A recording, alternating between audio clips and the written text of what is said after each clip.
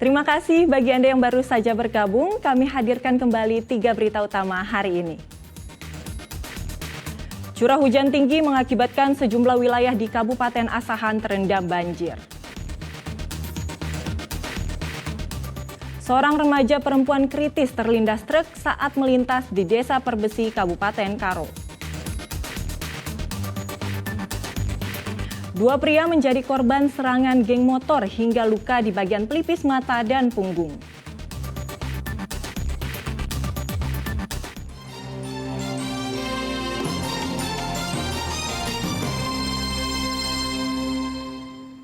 Sejumlah peristiwa penting dan menarik terjadi di Sumatera Utara dalam sepekan terakhir.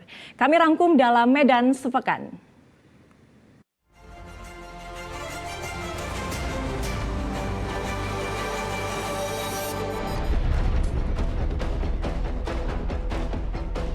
Satuan Narkoba Polres Pelabuhan Belawan menggerebek kampung narkoba di Kecamatan Medan Labuan, Kota Medan. Dalam penggerebekan ini, petugas meringkus seorang pengedar sekaligus pemilik narkoba sedang menunggu pembeli. Polisi juga menyita 6 paket sabu-sabu siap edar dibungkus plastik klip dari saku celana tersangka.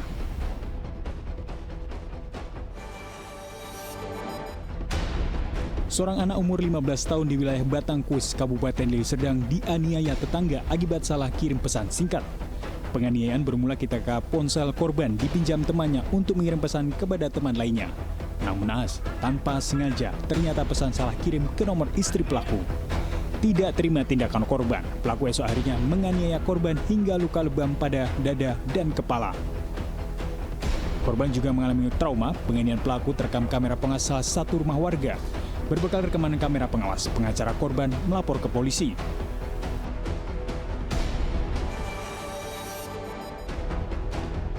Gubernur Edi Rahmayadi yang masa jabatannya berakhir 5 September digantikan Majen TNI Purnawirawan Hasanuddin sebagai penjabat Gubernur Sumatera Utara. Menteri Dalam Negeri Tito Karnavian resmi melantik 9 penjabat gubernur, pengganti kepala daerah yang habis masa jabatannya pada hari Selasa di Jakarta. Pelantikan diawali dengan sumpah jabatan dan pemasangan rencana kepada para penjabat gubernur terpilih. Termasuk diantaranya penjabat Gubernur Sumatera Utara Majen TNI Purnawirawan Hasanuddin menggantikan Edi Rahmayadi. Jabatan terakhir Hasanuddin sebagai Wakil Inspektur Jenderal TNI Angkatan Darat. Hasanuddin bukanlah orang yang baru di Sumatera Utara. Ia pernah menjadi Panglima Kodam Bukit Barisan tahun 2020 hingga 2022.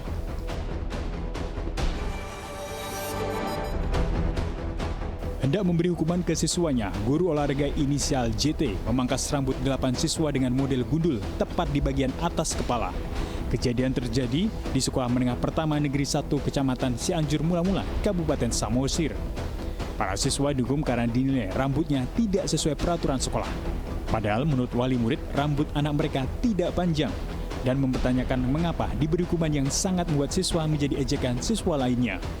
Akibat hukuman yang diberikan, sejumlah wali murid keberatan dan menilainya sebagai tindakan tidak terpuji yang berujung perundungan dan mempermalukan siswa. Tim Liputan melaporkan.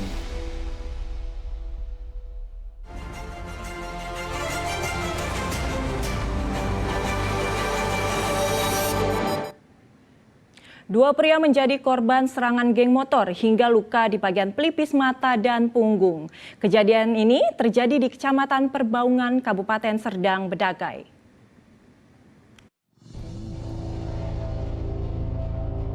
Diserang puluhan anggota geng motor usai pergi membeli makan. 2 pria bernama Muhammad Riko Prananda dan Ahmad Safitra, warga desa Sejenggi, Kecamatan Perbaungan, Kabupaten Serdang Bedagai mengalami luka di bagian pelipis mata dan punggung.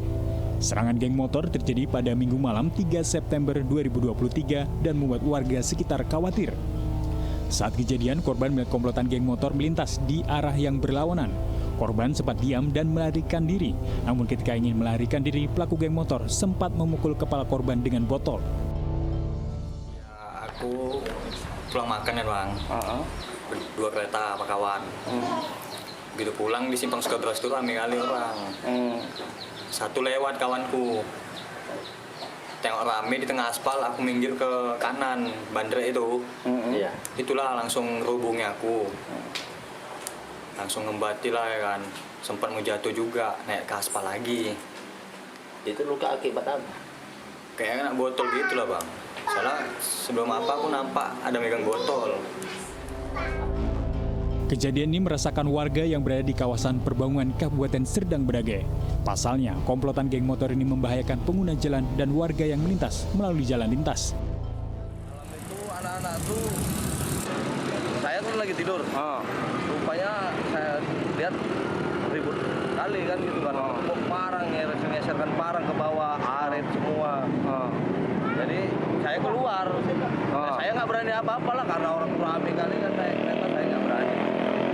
Orang tuh dari mana ke mana, Pak?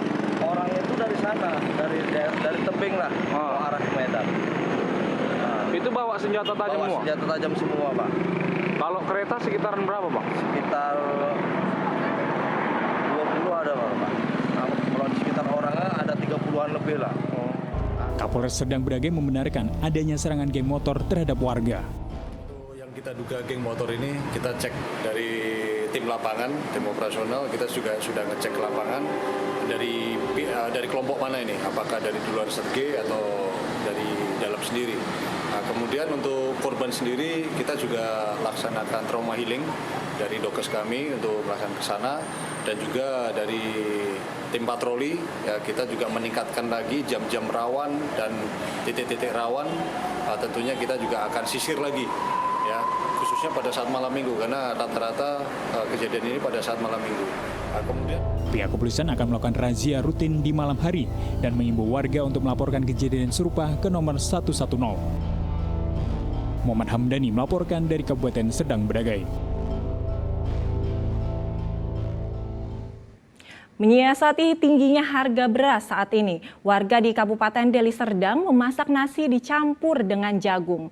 Ini dilakukan untuk mengurangi biaya pengeluaran dikarenakan harga jagung lebih murah daripada harga beras. Meningkatnya harga beras beberapa minggu terakhir membuat warga di Dusun 3 Desa Lengo Serpang, Kecamatan Tanjung Morawa, Kabupaten Deli Serdang memilih memasak beras dan mencampurnya dengan jagung. Ya, seperti dilakukan Ibu Jumirah yang kesehariannya sebagai tukang cuci pakaian di daerah tempat tinggalnya. Setiap hari ia memasak beras untuk 2 anak dan suaminya dicampur dengan jagung. Hal ini sudah 2 bulan terakhir dilakukan karena kenaikan harga beras yang tak kunjung turun. Harga beras saat ini berada di angka Rp14.000 per kilogram. Sementara untuk kebutuhan makan setiap harinya, keluarga Ibu Jumirah bisa menghabiskan hampir 1 kilogram beras per harinya.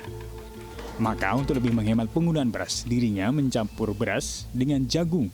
Jika dicampur jagung yang harganya hanya Rp8.000 per kilogram, keluarganya dapat menghabiskan beras 1 kilogram selama 2 hingga 3 hari.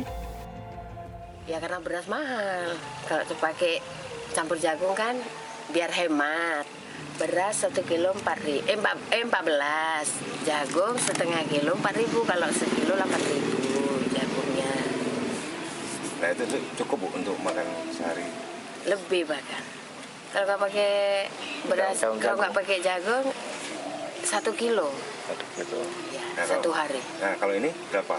Kalau ini nggak sampai 3 mo, nggak sampai 1 kilo lah. Nggak sampai 1 kilo. Masih ada sisanya. Bisa berhemat untuk besok? Iya, untuk besok bisa. Warga berharap pemerintah dapat segera menstabilkan harga beras di tengah lonjakan harga. Muhammad Hamdani melaporkan dari Kabupaten Deli Serdang. Informasi tersebut mengakhiri berita Medan hari ini. Saya Gisa Febila berterima kasih atas perhatian dan kebersamaan Anda. Selamat beraktivitas dan sampai jumpa.